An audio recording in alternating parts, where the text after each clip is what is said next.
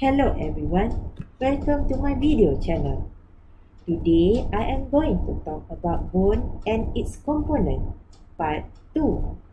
In this video, I will cover regarding bone remodeling, its definition and overview of the bone remodeling, bone components. Among them are 1. Osteoblast, 2. Osteocytes, 3. The bone lining cells, BLC, and finally number 4, the osteoclast. Just note that the disclaimer is the same in all my videos. Thank you. Now let's begin.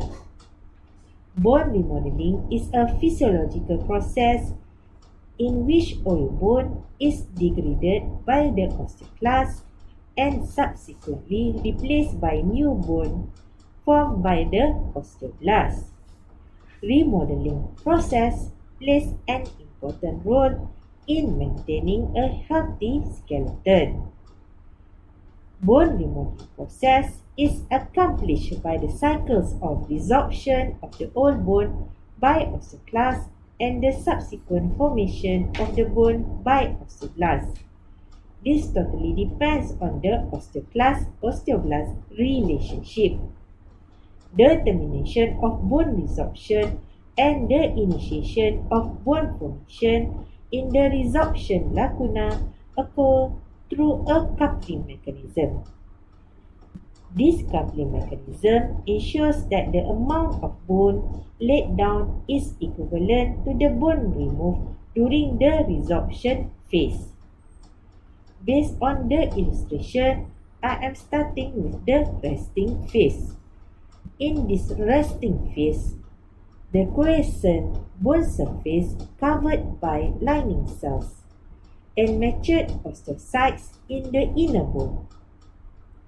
The remodeling phase will start with the resorption phase, whereby the osteoclasts on the surface of the bone resorb the old bone. After the resorption phase, the next phase is the reversal phase.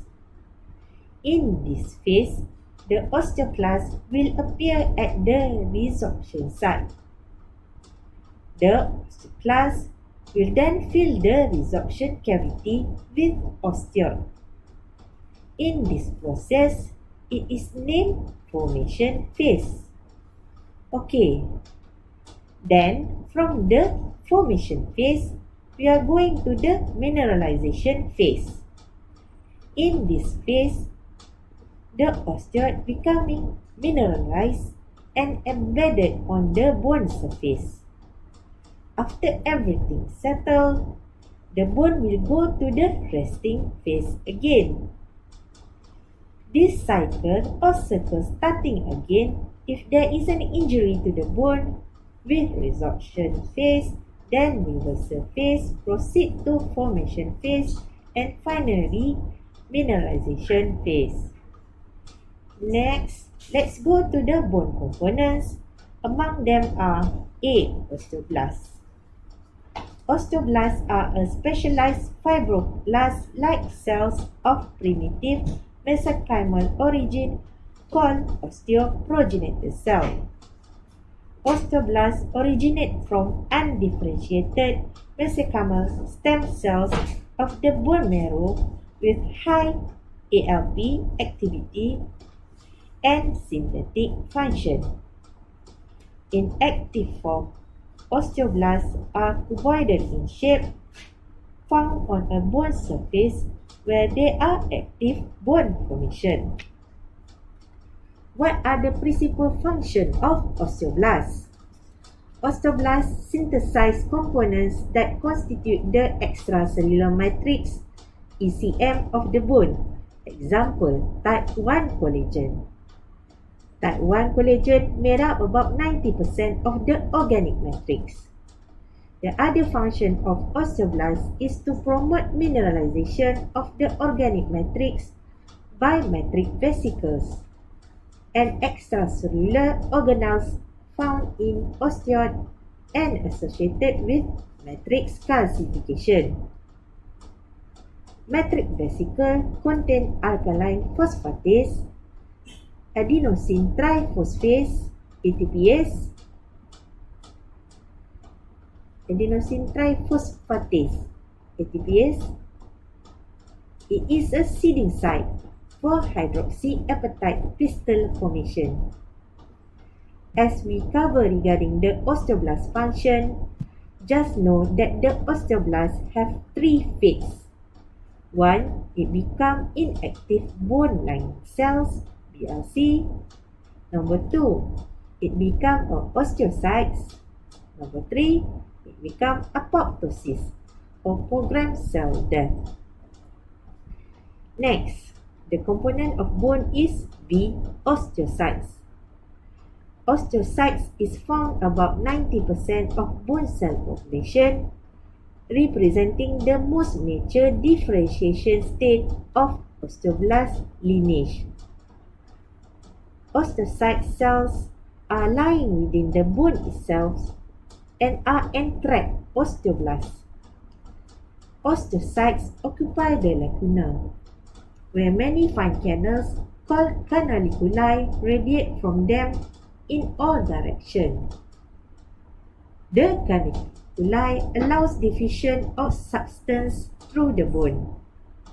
The canaliculi of osteocytes are arranged in a more perpendicular than parallel direction to the bone surface direction. Due to osteocytes are found around 90% of the bone cell population, it acts as the main mechanoreceptors of bone to detect stress. Osteocytes also control calcium and phosphate metabolism and therefore regulate bone healing and turnover. For C, bone lining cells, another component of the bone in the cellular phase. When the bone surface are neither in the formative nor resorptive phase, the bone surface is completely lined by a layer of flattened and elongated cells termed the bone lining cells. That's its name. By covering the bone surface, they protect it from any osteoclast resorptive activity. Bone lining cells BLC cover the inactive or non-remodeling bone surface, and it connects to other BLC bone lining cells via a gap junction and sends cell processes into the surface canaliculi.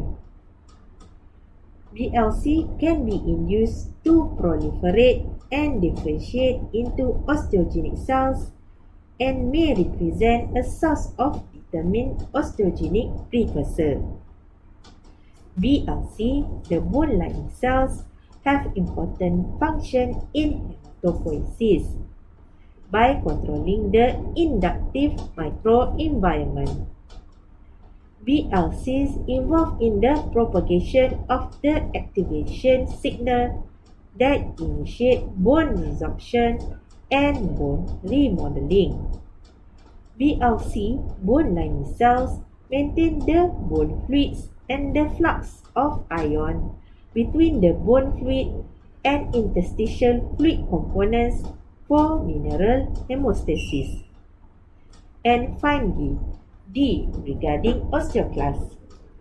Osteoclasts are multinucleated giant cells derived from mononuclear cells of the monocyte or macrophage lineage.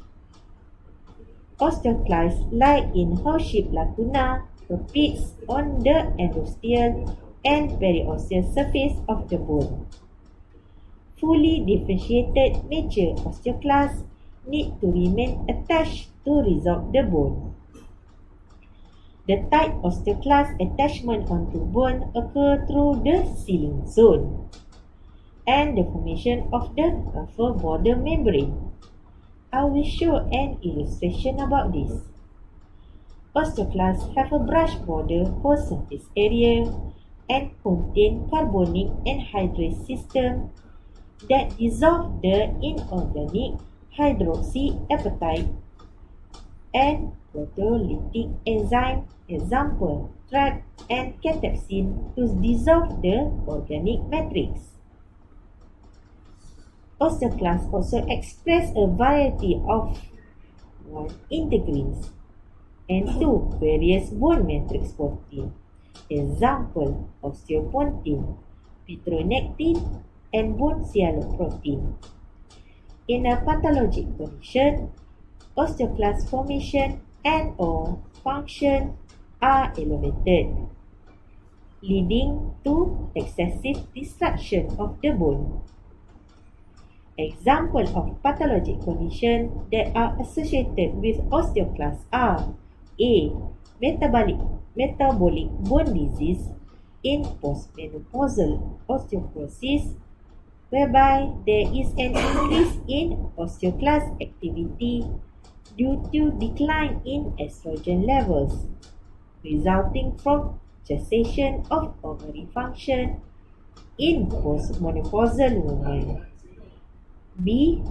Bone erosion that occur in RA, rheumatic arthritis patient. C. Osteolysis in bone metastasis, example in the breast and prostate cancer. Okay, that's all for today. I hope you have learned something about each of the bone components, etiology, and function from this video. Till we meet again, see you and bye.